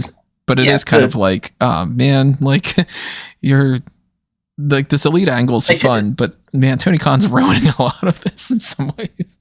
He should have just gone with the Pepsi and Coke analogy. I do agree with that, because essentially they are the Pepsi bit. They are the alternative, the up and coming one that's trying to tackle the big juggernaut in their industry. And so that's a good comparison. And just as a guy who does drink soda, I do prefer Pepsi to Coke, Pepsi Max over Coke Zero all the way. But I think that, but yeah, the Harvey Weinstein thing, while not completely unwarranted, is not something that he probably should be saying. Look, first of all, I drink all sodas. Like, I watch all wrestlings, and it would be Pepsi first, Coke second, but slightly. Like, I'm currently drinking a Coke. But two great comparisons. Pepsi, we are the Pepsi to Coke, and they are Harvey Weinstein. If you choose to go that route, it's not necessarily unwarranted. I just don't think you should have merged them in the same sentence. And I also don't think if you're getting the chance to plug AEW on TV, if you should be like, yeah, fuck them, they're like Harvey Weinstein. I don't think people want to hear that, even if the comparison's warranted. I don't like. You saw how hard they pivoted. I just don't think that was a great move. But kudos to Tony. I'm tempted to try to figure out some kind of a t-shirt design that's the whole "is Pepsi okay" thing, or like "is AEW okay," like that kind of thing. I think it's also because isn't Weinstein in the news again recently? Yeah, yes. He got like overturned or something, where it's like another His one New of York those case in particular, where he was already found guilty, was overturned. That doesn't mean he goes free. He's still got to go to jail in California. But they're also just going to try him again in New York and work without the technicality. So he's not free, but he did technically get overturned in one area. No, yeah, I'm not saying for that. It's just more of a case of he's probably, now he's back in kind of like the zeitgeist a little bit. It may have just been the first thing that popped in Tony Khan's head. Or he could have immediately gone into that interview saying that I'm at some point going to compare WWE to Harvey Weinstein. Like, I'm going to do my best to try to disparage them as much as possible. And I understand when you want to try to take some shots. I also understand when you're emotional and feeling like you gotta. I mean, he's got a hurt neck. Yeah, like that's really good. That's really good. He took a hell of a back bump from that stomach punch. Yeah. This is one of those things that, like, there's an element of it that's very fun, and I really like admire that he would go through the effort of like, I'm gonna wear like a neck brace to the stupid like kayfabe side of the NFL draft even, and then at the same time it's like, oh, that's very dorky. I love the neck. I'm sure that a lot of people are looking at pro wrestling fans just being like, yeah, this is fucking dumb, and I'm like, I like it, but I don't at the same time. The neck brace he needed to do, I think that was tremendous. I mean, it is dorky, but like, wrestling to a degree is quite dorky. So to a massive degree. Yeah. And by the way, so is football, the way some people watch it. Oh, 100%. Everything that anybody obsesses over is dorky. I mean, Taylor Swift released an album last week, and I mean, there were theories upon pages of theories. That's what these people do. Everything's dorky. I've long made the argument that you can't act like. I mean, now it's not as much of an issue, but I remember back in the day, like if I were to have mentioned like facts about Spider-Man or something, it's like, oh wow, you fucking nerd. And it's like, okay, yeah, I can name Spider-Man villains, but you can name me everybody that's playing in the NBA right now. And people will be like, well, yeah. And it's like, yeah, because you're the sports nerd instead. So, I will say though, when, there are certain things that tend to be like, I think most people in the world would probably be like, yeah, I'm not super into stamp collecting. It's kind of, there is a perception thing, but wrestling is always going to be looked at as the redheaded stepchild of sports. I mean, this is the again. This doesn't really sound like the sort of thing you'd be saying on a podcast where you're trying to get people to listen to it. It's like I'm so happy the fact that WWE is, or not WWE, but like pro wrestling in general is not like mainstream anymore. Like I'd hate to be that guy who everyone knows has watched wrestling for a long time, and then wrestling becomes super popular in the mainstream again, and everyone's asking you, "Oh, what about this guy? What happened with this guy? Can you tell me more about this guy?" It's like, no, I don't. I want it to be my thing, me and a small group of people that watch this. I don't want everyone to know this type of thing. I don't want it to become popular. I just want it to be. I want it to be my little thing, in the same way that I'm sure there's at least a subsection of comic book fans that probably hated the fact that everyone became a Marvel fan and everyone became super big off that stuff off the back of it. It's like, oh no, this used to be my thing. The amount of arguments where people are like, well, you've never read a comic book before. What do you mean you can tell me that you really like Drax? You don't know who the original lineup of Guardians of the Galaxy was. And it's like, motherfucker, even people that are interested in that don't know. Like, relax, you know? But yeah, I mean, I see that point of view. I also kind of see the opposite, where I'm like, I like that there's more of a chance that if I were to say that I was like, you know, doing stuff with superhero stuff and with pro wrestling, that people wouldn't be like, oh, really? You know, I like seeing more mainstream stuff for a lot of that.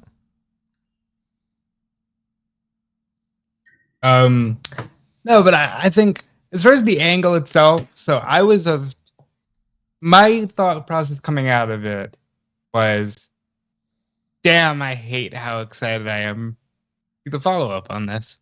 Because I really feel like he went so hard on the I'll never be a character. I'll never be a character. Now I'm afraid that you're going to be a character on TV. And like Callum said, you cannot judge this right now. This has to be judged purely in the follow-through, because this could be the thing that takes them to the next level, or this could be the angle that we're all talking about when we're talking about where it went wrong, you know? And that's not to say that I'm looking for it to go wrong, or don't fucking spin my words like that, but no, it's just that this is there's a gamble element to it. There is definitely a gamble element. And as far as like, okay, Callum mentioned the Punk footage thing worked. I think Jack Perry would have gotten all of those chants and reactions without the footage. And Cameron Hawkins on Twitter said it best. Hey, if you fell down the stairs and went viral on YouTube for it and made some money, I'm not going to say, hey, good job falling down the stairs. I still think the Punk thing was a mistake, but I also understand that it is working out to their benefit. Again, it's all in the follow through. If they can have a really strong year of this angle and then know when to pivot away, unlike WCW, tremendous. It also needs to be said, Tony Khan really likes WCW. I think that's the main thing, is that you can do an NWO type storyline as long as you don't let that take over your entire presentation. They need to do what TNA didn't do when they tried to do it with certain other stories in the past. They need to know when to end it and when to move on from it. So that will be the biggest test of it. I think it'll be quite hilarious, if considering the fact how much like Bischoff talks badly about AEW, the fact that they're now entering and then a potential NWO storyline, to see how it operates and what Bischoff thinks about it. Not that I care about anything the Bischoff thinks about anything, but, you know, it'd just be interesting to see, because this is a take on his own kind of story, this internal feud, this rogue faction taking over everything, especially because they're EVPs as well. I'm interested to see also, like, if they do go in that route, who joins the elite side, because they'll clearly have to expand the group. I could see Mercedes going into that group. Yep, Mercedes absolutely could be female representation. Yeah, with some other people as well, and they can add more people to it. I think Adam Page, when he comes back, will go into that group. Could potentially make sense to throw the Undisputed Kingdom in there, and because you would assume that they would be more of the heels. I did just think about that, like consolidating them, and just listen. Adam Cole was elite anyway, and people. And Britt Baker would be in there and be like, "I've been here since the beginning, and I never get any kind of respect unless it's from the elite, because Tony Khan is the one that keeps getting in the way." I think they could really also do a great story of having MJF almost in the middle. Yeah, I could see that. Have a story where they are both sides are trying to appeal to MJF to be either your team. Like, if they build up the story and then MJF comes back as, like, imagine, again, just fantasy booking, like, we might end up having to do this as like a Darkcast or something. That sounds like a fun, like, split the roster thing. Well, yeah, but add like a Double or Nothing or something, or even further down the line, if they go through it, where it's like you have this this group of elite wrestlers battling some AEW ones in the ring, and then MJF music hits, and he just storms the ring, and he starts beating up everybody. He just goes after everybody. He just clears the ring just to stand there on his own, and then both sides are like thinking, what side is he on? Who like? And then you can build almost like up to the next pay-per-view or another big show. Just all about the decision is like, is MJF team AEW or is he team Elite?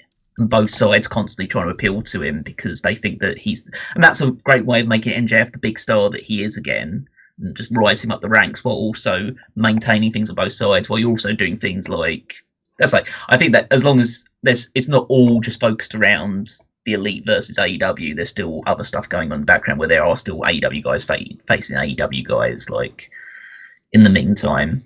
So yeah, I think there's high potential for this, but as you guys mentioned, there's also a high risk associated with angles like this.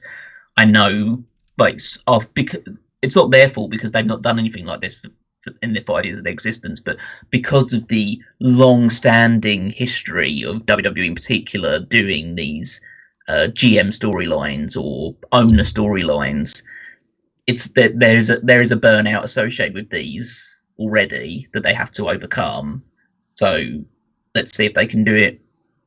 Well, let's see if they can do it as like in the early days of WWE, where it was fresh and exciting, rather than just trying to take on the remnants of the. We want it to be initial Austin McMahon rather than Dixie Carter in TNA. I'm like tentatively even thinking like, well, where do you put Kenny Omega? Like we were talking about the idea of maybe he is like the surrogate for Tony Khan, but like, yeah, it's like the Civil War of the Elite kind of a thing. But there's a lot of potential to this, like a lot of potential, and there's been a lot of potential for the invasion story, and it's like, and they weren't able to pull that off. So it's kind of, you know. Well, I have a question for you, Tony, off the back of that, because as a guy who's quite admittedly said that like you haven't been super into the AEW products recently and like the last while, does this make you quite intrigued to watch the next episode of Dynamite or next AEW show in general? So the best way that I could phrase it is if how do I say this? If I am still doing Smark Out Moment and e-wrestling news and everything, then yeah, I'm more interested. You're not allowed to do that. Hold on. You can't do that. Like, assuming that you will be in 4 days, Tony. Yes, you are excited to see the follow-up of Dynamite. I don't know. I mean, I'm not in a great mood today, and things are not looking great right now. I'll say that. I've been trying not to, bog down the podcast with that, but yeah, I mentioned earlier at the beginning of this, like, I might end up just like taking some other job and abandoning everything going forward. I don't know, but that's not an anti-wrestling thing. That's a money thing, and it's kind of like that all like pisses me off to be a little transparent that I'm like more interested in a lot of the pro wrestling stuff right now, and it seems like I might not end up being able to talk about that stuff as much. So I'm assuming if I were to be in that position, there's just like, blank slate kind of a thing like that, then yeah, I'd be way more interested in what they do with AEW, because I'm more interested in like Big Bill being as part of the learning tree than just being in a tag team with Ricky Starks. And I'm more interested with the possibility of switching some championships around and seeing what they do with some of these other new guys. And like, I like Roderick Strong, but Will Ospreay is between the two of them. If I would say which one do I want to watch in a match, it'd be Will Ospreay right now. So if he wins that belt, even more so positive on that. There's still, of course, massive elements that I just don't care about. Like, I'd say 95% of the women's division in AEW just doesn't do it for me. And a lot of the, lesser talents, like if they put out some names from like the ROH crew, like I still would be like, I wish I could skip that segment. But for an episode like this past one, I didn't actually watch the full episode. I watched like a few segments of it, but the segments that I watched, I enjoyed. And then by being able to skip some of the other segments, it made it for a much better, like, half hour or so. Kind of the way that I was with WWE for a while there. Like, WWE's been doing some more stuff lately where, like, now, like tonight, especially with the draft, I'm like, yeah, I'm just excited to watch this episode. This is going to be cool.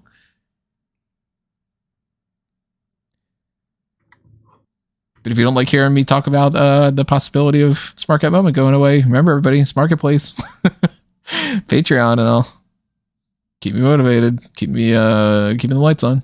It doesn't necessarily go away either. I think it just goes to someone else.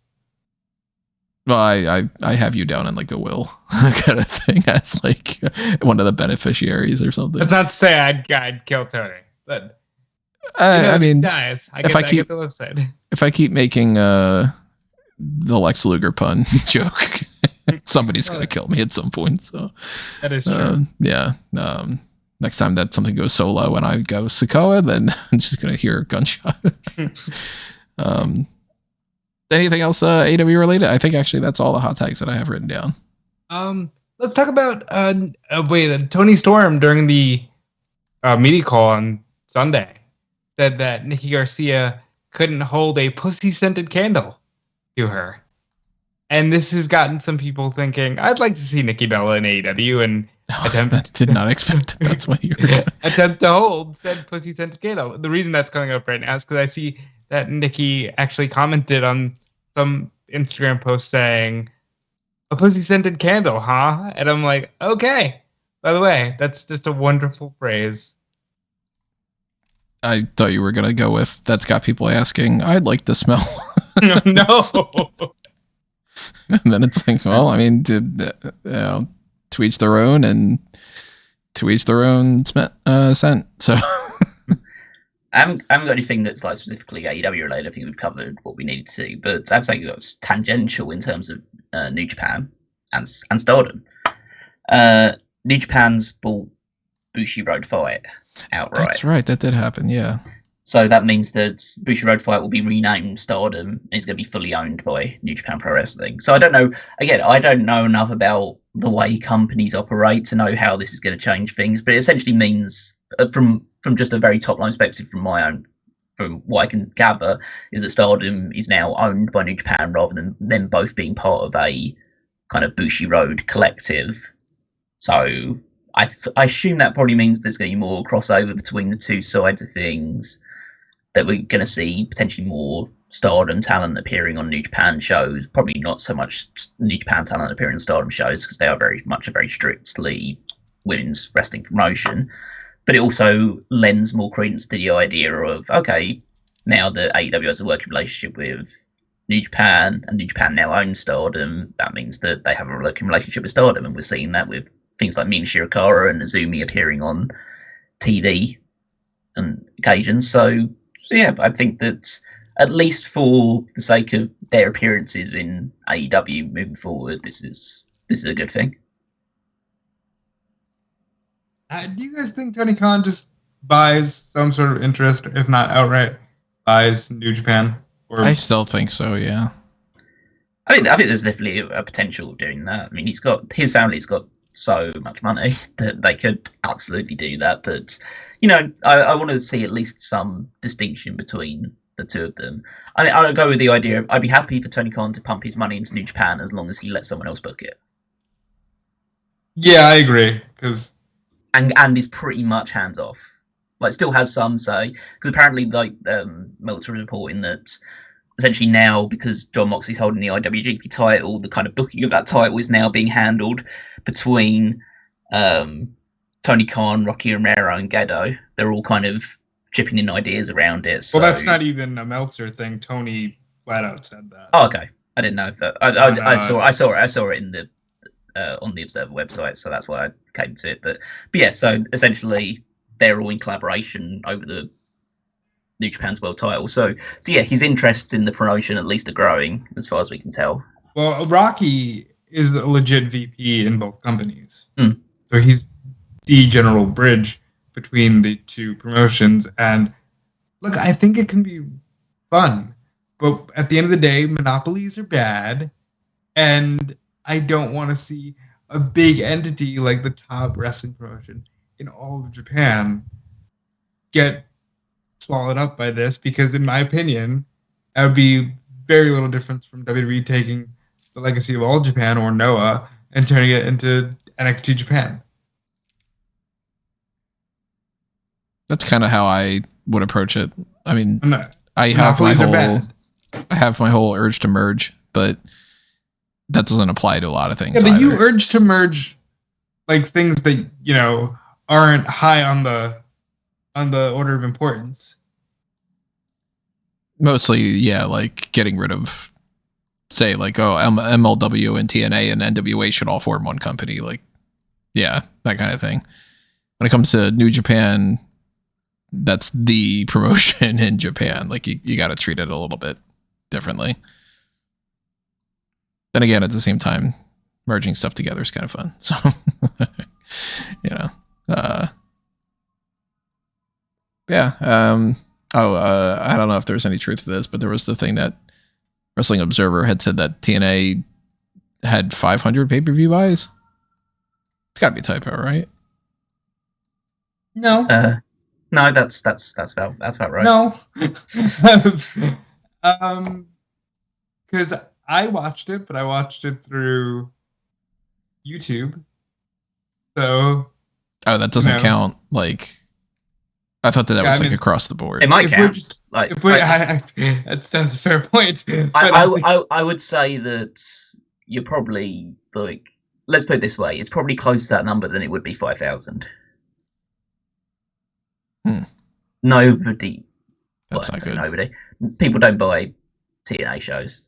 Unless it's the first show where they're calling themselves TNA, and then everyone gets super excited, and then it immediately dies out after a couple of months. Well, to be fair, now it died out because they let go of Scott D'Amore, and the Guns left, and people said, "Oh, maybe this is going to be very TNA." But also, I don't know if you guys talked about this while I was away for 25 minutes because I'm such a professional, but Matt Hardy's back in TNA, and that's something.